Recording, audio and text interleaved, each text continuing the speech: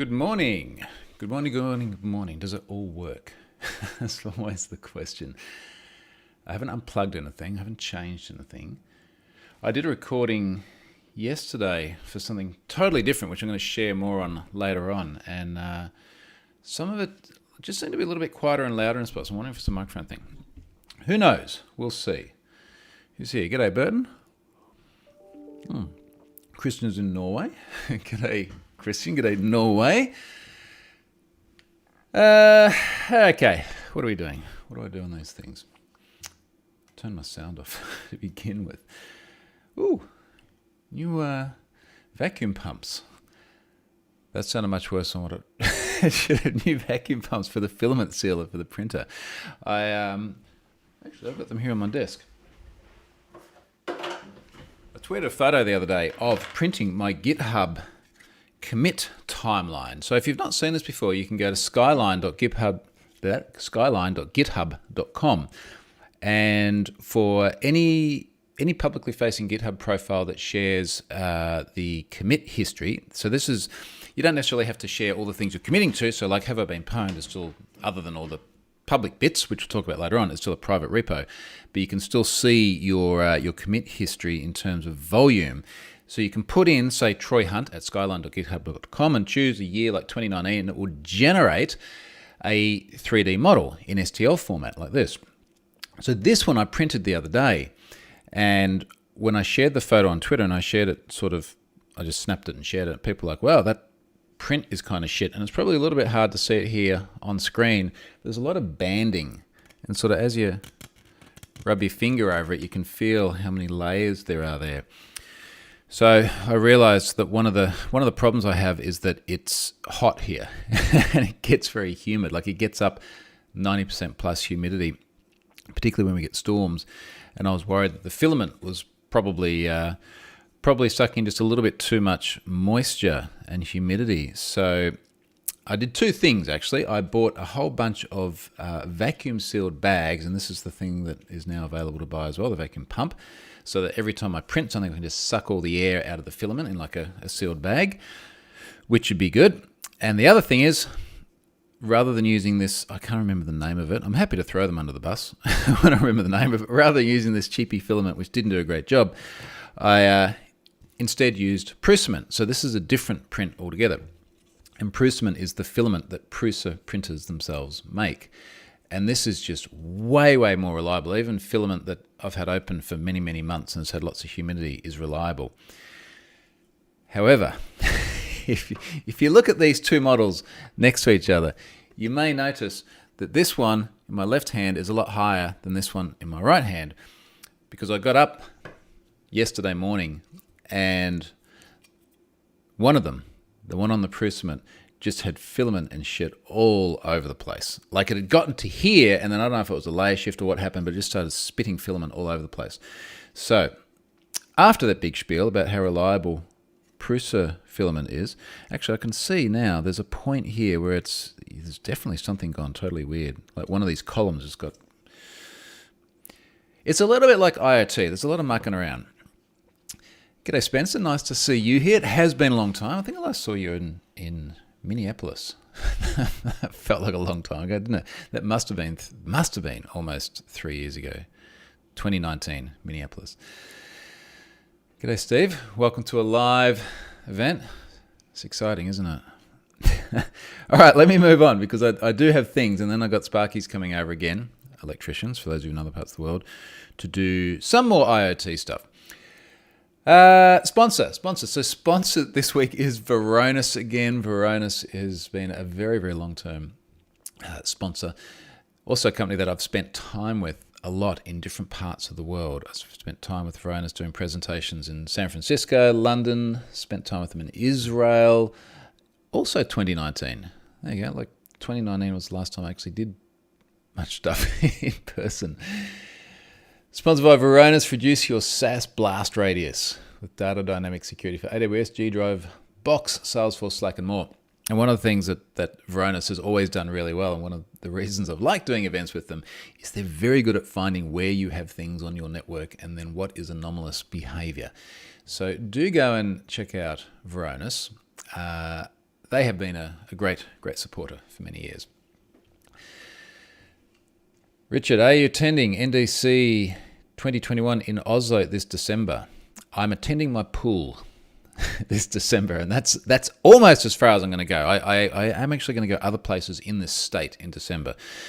So for Richard and other people wondering, we can't actually go anywhere really yet as Aussies. So we locked down pretty hard when coronavirus first hit. Now, many of you have been here before. I know, I'm pretty sure you have, Spencer. You've been to NDC Sydney. And you'll know that we're a long way away from everything, and we're a big freaking island, and we have a lot of control over what comes in. So we sort of have a history of being able to have pretty stringent controls on things like viruses, and particularly things like parasites. I always remember when I was living in Singapore and I used to fly home. I don't know if they still do this. The flight attendants would literally walk through the cabin just before we land with cans of spray. God knows what was in it, but to kill parasites and things like this.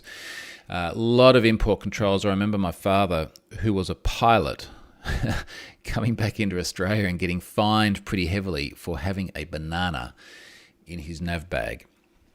Now this was hundreds of dollars for a banana, because we're very strict about these things. So anywho, that has also extended through to COVID-19. So we locked the borders down really hard in about March last year.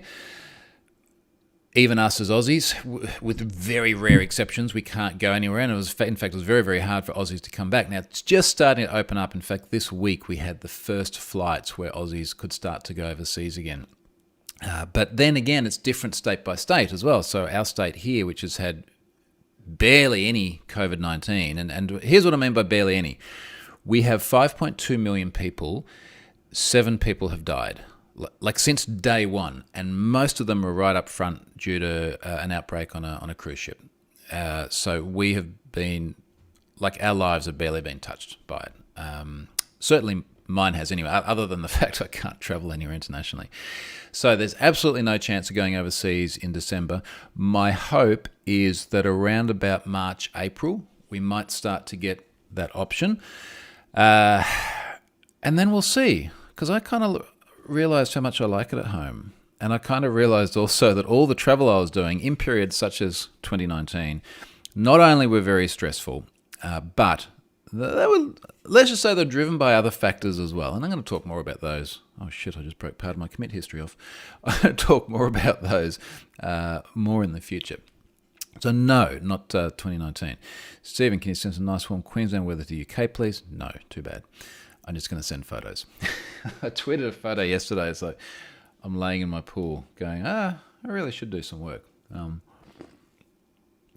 good thing is, of course, is that you can do so much from the pool these days, or from anywhere, because it's I have my phone, and a lot of what I do is emails and tweets and photos of my pool. And I can do all of that from my pool. Okay, let's move on, because there are items of note today. Last week I spoke about how terrible this Rode mic is. So this is the Rode Video Mic Me L. And I spoke about how terrible it was, and I tweeted about how terrible it was, mainly because it's just crazy amounts of static. So this is the little mic that has a lightning port on the bottom, and you basically get it onto your iPhone like this. You've got to take the cover off because it doesn't fit otherwise. You plug it into the bottom, and then it's a directional mic. Now that looks like it fits, but it doesn't fit. It actually doesn't go in all the way, so I've got to take the cover off. Not too bad, I can live with that. But I just got crazy amounts of static on my phone. Now I tweeted this, I tagged Rode. I think I explained last week, but just in case I didn't.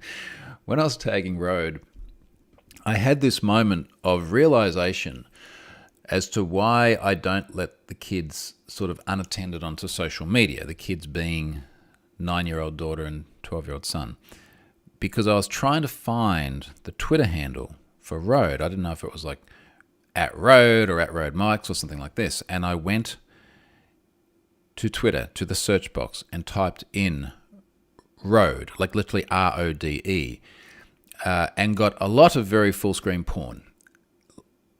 Just searching for Rode for the video, and I was like, all right, okay, this is a good learning experience for me, not learning from the video, but just learning that sounded bad, learning that leaving the kids unattended on devices, even on something like Twitter, can give very, very unintended results. Also reminded me they're just going to see it anyway, and there's really not a lot I can do about it, other than be present. Anywho, so Rode did get in touch, and they're actually really good in terms of their support, and we've been going backwards and forwards, trying a few different things. The TLDR at the moment is it's only my iPhone 13 Pro Max that has problems. I tried it on my old iPhone 12 Pro, works fine. I tried it on Charlotte's, absolutely identical in every way, iPhone 13 Pro Max, and it works fine. I do not know why it doesn't work on my device. So we're now at the point where they're like, so do you put like one on a MagSafe charger and one not? And it's like, oh God, are we at that point? But they are being supportive, and I would like to figure out what has happened to it, because it is a really good idea, and I'd actually like to be able to do some live streams using this. Now, I do have, some people suggested, look, get the wireless lapel one. So there's a wireless one you can use. I do have that. I've got it in a drawer over there. It's just a lot more logistics than just plugging this in. It's got to be charged. You've got to have one which sits with the phone. I've also got to have like a headphone jack to lightning port adapter, and then the other one you've got to have on your... I might just be doing that anyway in future. But anyway, that's right. So far the product is very flaky, but only on my device, and the support has been good. So I guess that's something. Nick 007 has lost video. I think that's on you, mate, because it looks okay from here. Coinhive. Now, this has taken an interesting turn. Oh, I've got to find the email I got about this. So Coinhive, if you recall, was the crypto miner, the JavaScript crypto miner that you could put on your own website.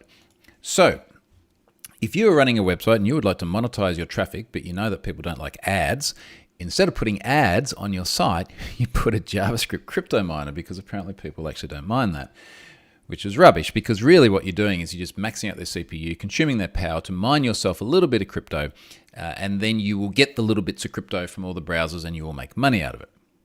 So that was their value proposition. And there were some sites that did that deliberately, consciously put Coinhive on their site to mine some crypto. But then every hacker and their dog who managed to actually picturing dogs compromising sites, who managed to actually compromise someone else's website, was also putting Coinhive on it and mining the little bits of crypto and sending them back to them.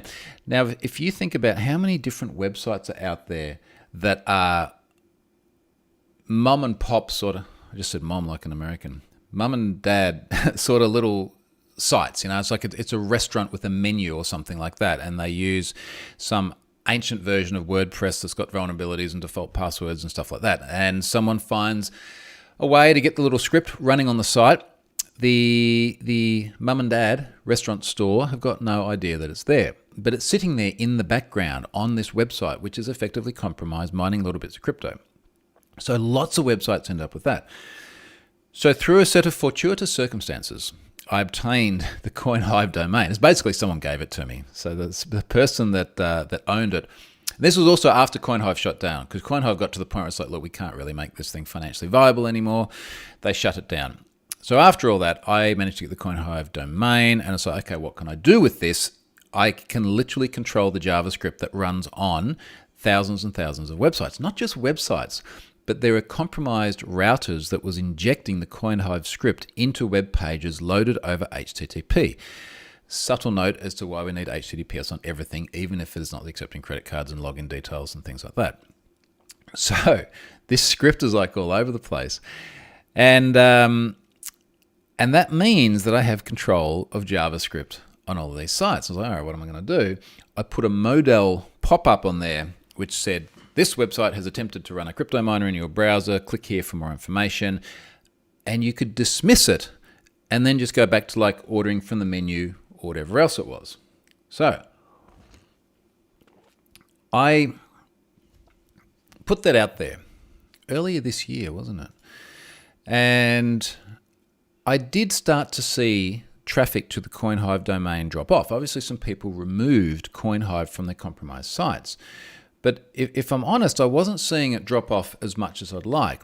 And I'm going to give you some stats on this. I'm looking at my Cloudflare dashboard at the moment, and we'll go and pop up Coinhive here, and we'll look at the analytics, and we'll look at the unique visitors for the past 30 days. There have been 811,000 unique visitors to Coinhive over the last month. Now, this is tracking, it was tracking around about 40,000 a day. It has possibly ticked down over the last month, and we're now at like 35,000 a day. But 35,000 people a day are seeing this model and then dismissing it. Now, of course, some of that number as well is going to be like bots and this sort of thing.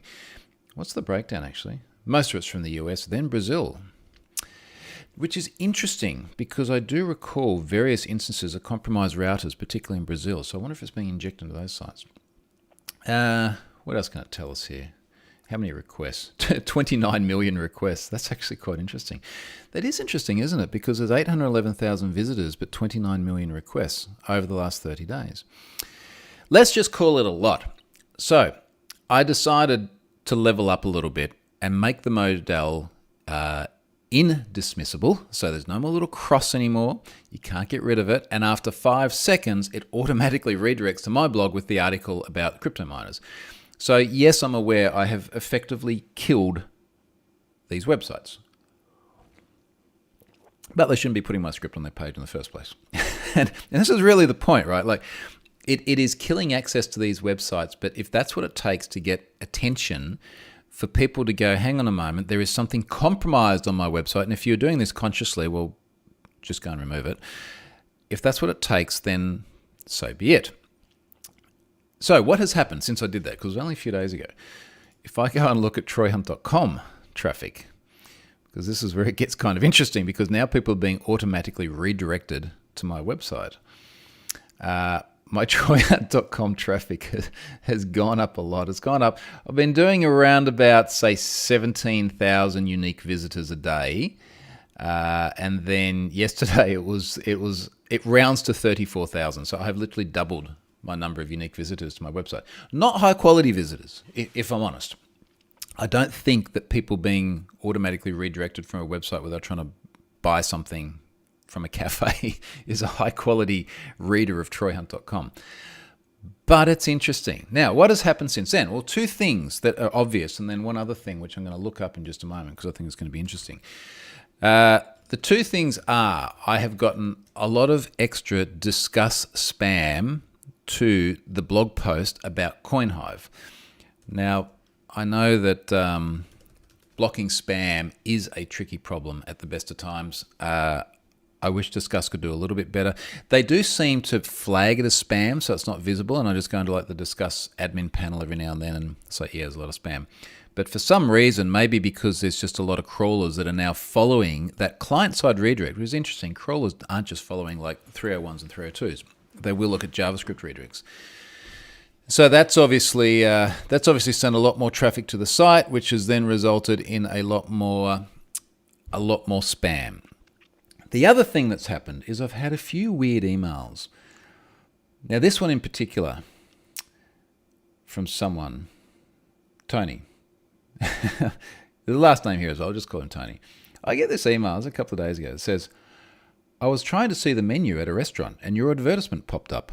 I couldn't get rid of it. I tried several times. So I couldn't see the menu. Can you please fix your advertisement so there's a way to X out of it? Thank you. Tony, sent from my iPhone. I was curious. So I went back to him. I said, what restaurant? And what advertisement? A URL would help. And then Tony didn't reply. So in my mind, like I'm picturing Tony sitting down, like trying to order a pizza somewhere from the online menu and seeing my advertisement, which of course is not an advertisement. It's just like, get your freaking crypto miner script off this site. So I wish Tony had a reply. I would have been curious to see that. So here's the other thing, and I haven't looked at this yet, but I think this is going to be interesting. I do have Google Analytics on Have I Been Pwned and also on troyhunt.com. If I'm honest, I don't think I've looked at it for about a year, which means I probably would not need to have it. I'm interested to see where this traffic is coming from. Referrals. So which websites are now sending all of this traffic? Now, what's our period here? Let's just go the last few days. Up to today. Great. Where is all of this coming from? Wow. A very Brazilian sounding name here. I can't even pronounce this. It's got symbols over letters that aren't in my alphabet. What is this website? But 1,700 people come from this website. Why does Google Analytics make it so hard to actually... Oh, no, there we go. I found the link. There's the button. I'm going to drop this in the chat, and then people can go and have a look at it. I've got to click it. Oh, it pops it up in a window with no address bar. Okay, I'm going to drop this in the chat just so people can see the full experience now. I think this website's okay. And I look at redirects to mine anyway. All right, so this is the #1 website. Someone here who speaks Portuguese might be able to actually tell me what this site is about. But that seems to be where a lot of people are coming from, which is interesting. What is that site? Where else are they coming from? Let's go back again. Gee, Google Analytics really hasn't changed in like 20 years, has it? This one, Regalis-Baby. I'm always scared to click this. I'm going to have another road experience any moment now. What about this one? I'll share this one as well. Oh, not secure website. That's not good. This is something. This is actually about babies. This is actually about babies. I'll drop this in here. So that I'm just dropping into the chat is the second most popular one. I'm actually not seeing my script load. Now, incidentally, in case you're following these links, certainly the first one, I saw my script load and redirect to my blog. In case you're not seeing it, if you've got an ad blocker, a lot of ad blockers block the Coinhive domain. If you've got a Pi-hole, it blocks the Coinhive domain by default. If you're using Brave browser, it blocks Coinhive by default. So you might be clicking these going, what's Troy on about? I can't see this behavior. Okay, let's try the third one, colau1.blogspot.com. This might be the last one, then I'm going to go and have a look at the comments. What happens if we go here? Well, that's all Arabic or similar. It looks like a weather thing. Oh, yeah, here's what I'm wondering now. So I'm going to drop this in here because I think this is interesting. I wonder if it's not redirecting because they've actually removed Coinhive now. Wouldn't that be a good result? That would be like, let's have a look at the source code of this. Do we have Coinhive anywhere here? Nope, it's still there. It's still there. So did that actually run? Why is my script not properly compromising other websites? That's basically where we're at now. What is in the console? We can live debug this together. Oops. F12. Huh, weird. But this is, I can't help but be fascinated by this whole thing. Access to script Coinhive. Oh, redirected has been blocked by cause policy. Ooh, that is interesting. Do I not have a cause policy on that? Do I need a cause policy?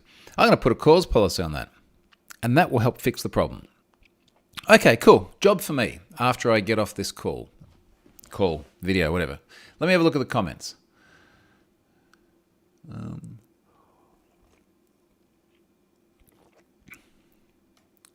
Rambling Geek says road is fine for him on Twitter. I'm impressed you went and looked after you knew damn well what I found. so there you go. Just unlucky timing, Christopher says. Unlucky. I'll tell you what, that the nature of what I saw, I felt unlucky having seen it. And we'll just leave that at that. Walshy said it's just crazy to see how low, slowly the hit rate is decreasing. So I think it's, it is a bit crazy, but I'm really curious to see now that I've ratcheted up a bit, and particularly once I do this cause thing here as well, it'll be really interesting to see if that actually changes things. So is it going to fundamentally decrease that traffic anymore? I would think it would probably have to. Stuart thinks or wonders if I think we'll ever end up with 0 requests. No, we'll never end up at 0. I would like to not end up with 35,000, was it, people a day. I think that is systematic, reflective. I don't know, there's a bigger problem. But then again, it looks like maybe my script has not been as obnoxious as what it could be. So that's going to be my fix-it job for today. Red says Bitdefender says no. So yeah, Bitdefender is the sort of product that would block that. It wouldn't surprise me at all. Tom says nice list of vulnerable websites.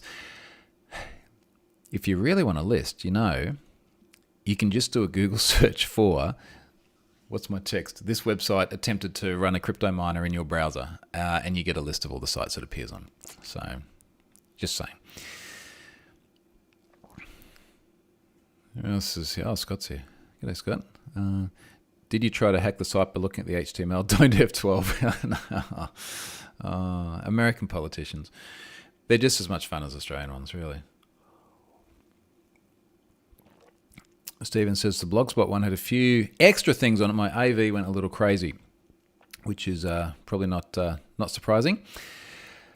Okay, so let's move on to the next thing. I think Coinhive will continue to be an unfolding adventure. Let's just put it like that. Israel. Let's go to Israel. So this one, oh boy, this one is a real mess. So there is an Israeli hosting company called Cybersecurity. They got very ransomed by Black Shadow. It's just funny looking at the news stories, because every time there's a data breach I'm going to load in Have I Been Pwned, I look around, try and find a news story. And the stock photos that they use to illustrate Black Shadow are exactly the sort of thing that you'd expect mainstream news or even InfoSec news to use to illustrate hackers. So Black Shadow has compromised this Israeli hosting provider. Now that alone is noteworthy, because as soon as it's a hosting provider, then there are multiple different assets and multiple different companies that are impacted. It's not like we've seen data breach or ransomware against, let's say, a doctor's office, and that's bad, but it is just the doctor's office. But once it's a hosting provider, then there's all these downstream services who use that hosting provider with the best of intentions and, of course, are now ransomed. Now, the one that's the really big news, so there's multiple sites, but there's two which are noteworthy. One of them in particular, which is a dating website. Now, I'm just going to sort of read the byline here because it best explains it. After releasing full database of LGBTQ dating website, Iran-linked group publishes directory from Macon Moore Medical Institute, including information on treatments and appointments. Now, the LGBTQ site is the one that is really, really worrying, and it's called Atraf. Now, obviously, this is a site that I've never heard of before for multiple different reasons, but it is exactly what it sounds like. And what's really, really alarming here, if I go and have a look at the data, is that, first of all, the nature of a dating website is that there's a lot of personal information it must collect, which is extremely personal. Namely, what sort of partner you would like in life, but also things like your height, your weight, do you smoke, do you drink, all this sort of stuff. So regardless of any sexual orientation of a dating website, that is always going to be super, super personal. When you then get to a website for dating that deals with sexuality as well, we've now got like another layer of sensitivity on here, because someone's sexuality is usually considered sensitive PII. So as soon as someone's present there, it implies things. But due to the nature of LGBTQ, there are lots of nuances within the sorts of relationships that people might want to have. And for a dating website to operate and cater for that audience, they need to ask extra personal questions. And that sort of stuff is in here as well. The worst thing that is in here in terms of the impact to privacy is people's HIV statuses. Now, I didn't even look through to see how many of them said positive, which of course would be the thing that would be the most abusive of someone's privacy. But the very fact that it's there and it asks the question and then the data is exposed is just enormously alarming. And this is not a criticism of the site operating or collecting that data. It's more an observation of just how impactful a data breach like this is. Now, allegedly, it is the Iranians. Black Shadow is a group of Iran-linked hackers who use cyber attacks for criminal ends, according to Hebrew media reports. I'm not sure how much it matters that it's Iran or somewhere else, but perhaps the fact that it is from a country which is probably a bit less tolerant of sexuality the likes of what we see on a TRAF probably makes it that much more newsworthy or that much more impactful. I don't think there's any indication that that is why they targeted that service. I suspect it's like, look, it was there and it was available, and of course it was the hosting provider, and a lot of other stuff has been caught up with it. The other thing that makes this even worse is that this data has been dumped to a publicly facing website on the clear web. I've got it here somewhere. I don't even know where it's gone now. But it's just like, here is everything, and it's just easily available to download. So the intent was to well and truly redistribute this information as far as possible, and of course, by extension, that does the greatest amount of damage. So not only was it ransomware with data made unavailable, but it was attacks against confidentiality with data taken as well. And it included a dating site, and it was an LGBTQ dating site, and it had a lot of sensitive data, and it's all been posted to the public web. So I had some folks send it to me and sort of say, look, this is data which we really think needs to be out there and needs to be discoverable. In fact, I'm going to go, I'm just trying to find which chat thing it was that I was in with this. So I'm obviously not going to repeat the URL here, but that URL is still up and running. They've got a Telegram channel as well where they're sharing information. It's interesting. It says here the Telegram channel is deleted. So they've had to make another one. Too bad. Oh, man. All this data's still here as well. And the thing is, I mean, obviously ransom, so that they've screen capped the Telegram discussions they're having here. Hello, we wanted to talk to you and make a deal that would benefit both sides. We are agreed to paying you, but only $250,000 in Bitcoin, and you will not tell anyone that we gave you money. That's the deal. It's the best one you get. Wow, okay, so this is allegedly CyberServe trying to negotiate with Black Shadow. So, Black Shadow then says, hello, you mean $250K? Yes, we promise you, this is the best deal you get. Black Shadow then says, it is a 1 million database. So if everybody pay just $1, it would be 1 million! Exclamation mark, smiley face. Which is interesting. CyberServe says, this will not happen. Our offer is on the table. This is the only offer and your last chance. Do you really want to mess up with Israeli government? Because this will end badly for you. But do you ever think hackers read that and they go, oh yeah, Israelis, I might get in trouble. Like, no one thinks they're going to get caught. This is always the problem. Black Shadow says, you should come up with better offer. This is your last chance too. And then, and it's not actually clear whether this is a TRAF or CyberServe. A TRAF, let's say it's a TRAF.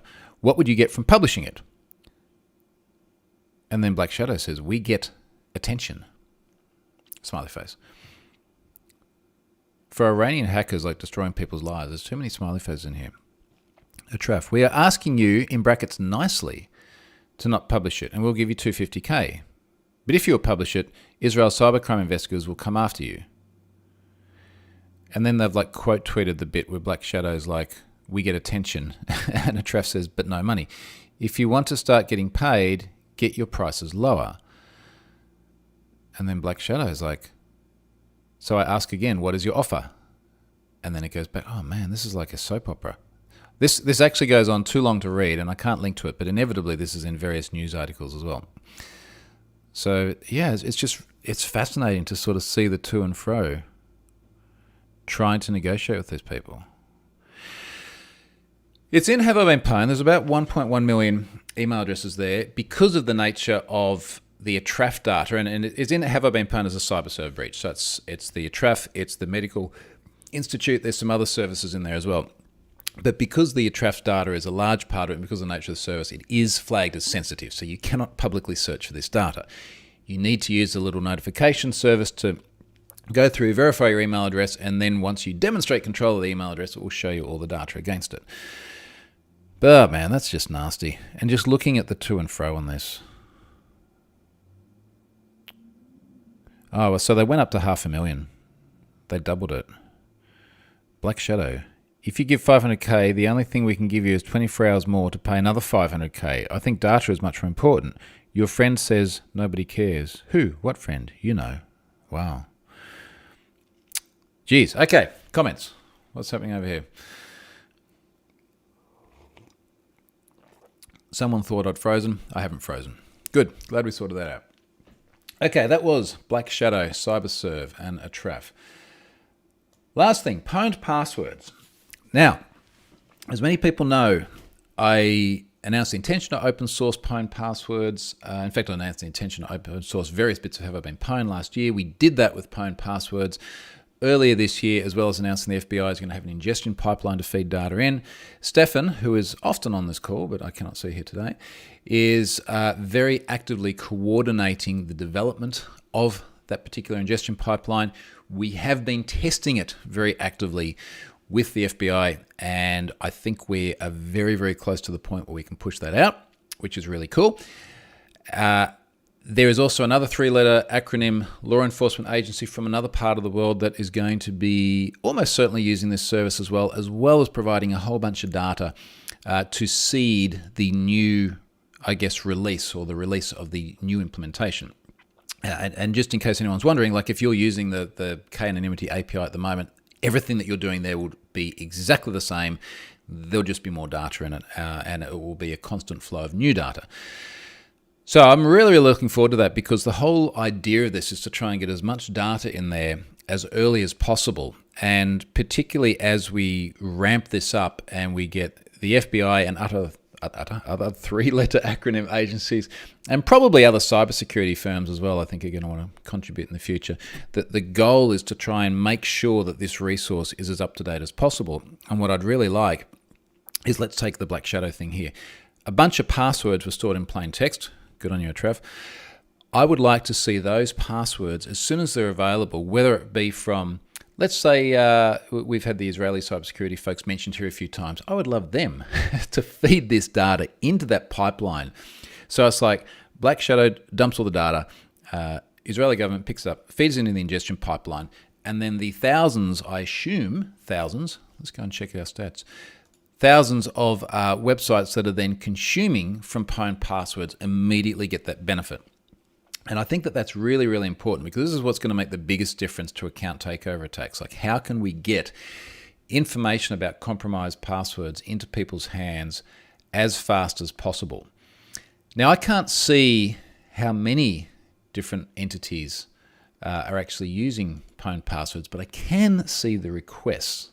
So I can see the volume that go to that K-anonymity API. So for the last month, it is now at 1.26 billion, which is cool. And a peak day here, so the peak day was only on the 2nd of this month, so only a few days ago. That was a total number of requests of 52.51 million. So how's that? 52.51 million requests in a day. 52.48 million of those were cached, which is really, really cool. And I went back and I was looking at some of Stefan's stats that he had published about EVE Online, who he works for, using this, and what their latency and everything was like as well. And when you're pulling data from a cache in a Cloudflare Edge node very close to you, it's super, super fast too. So I'm really happy to see that number there, and I hope to see that go up a lot more as well. All right, Stuart says, excellent news. Have to chat to Info Security next week about finally integrating with pwned passwords after 2.5 years of trying. Yeah, that would be good. I would like them to do that.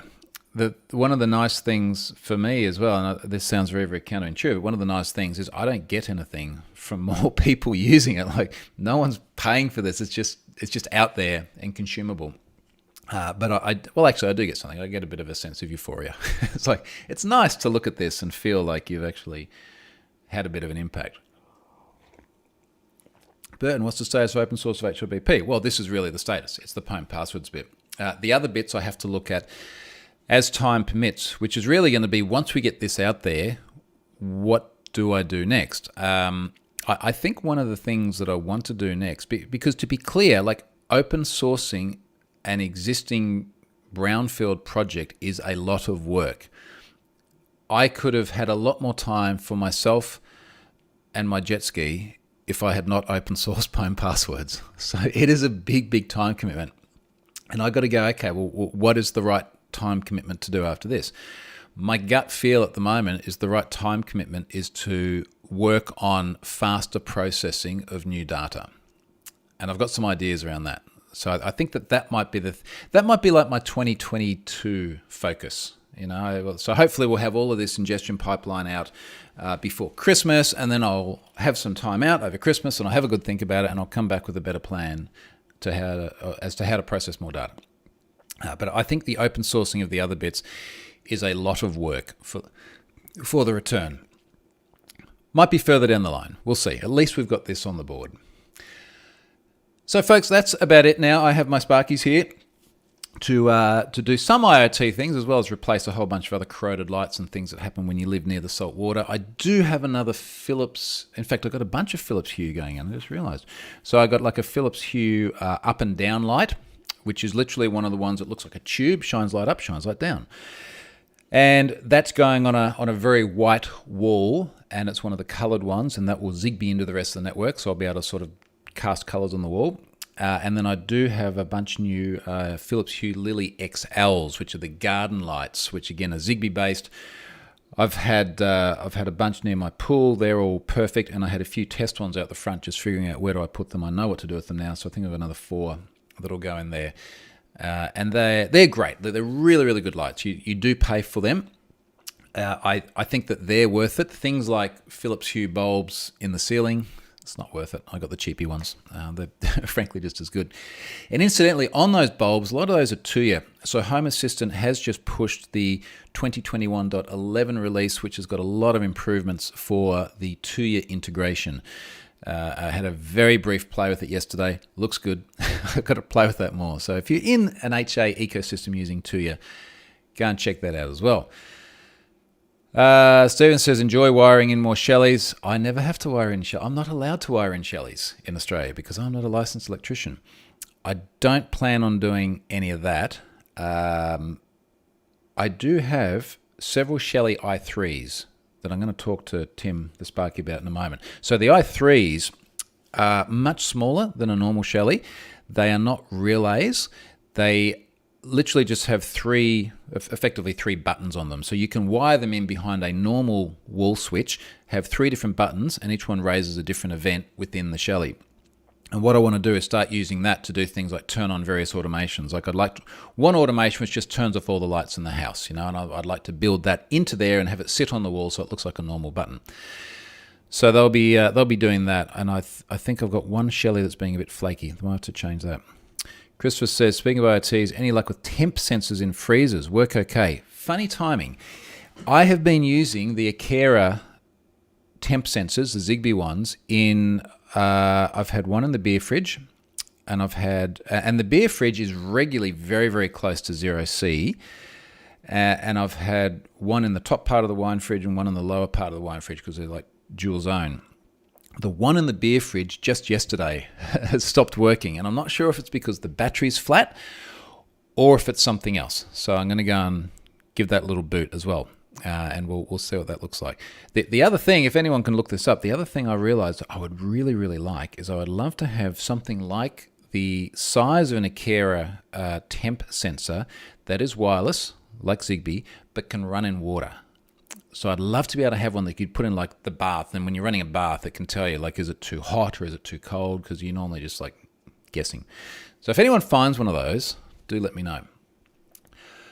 Okay, so I think I've got to go and play with some of this IoT stuff and get back to doing some more work and also fix the cores on my Coinhive as well. So thank you very much for watching.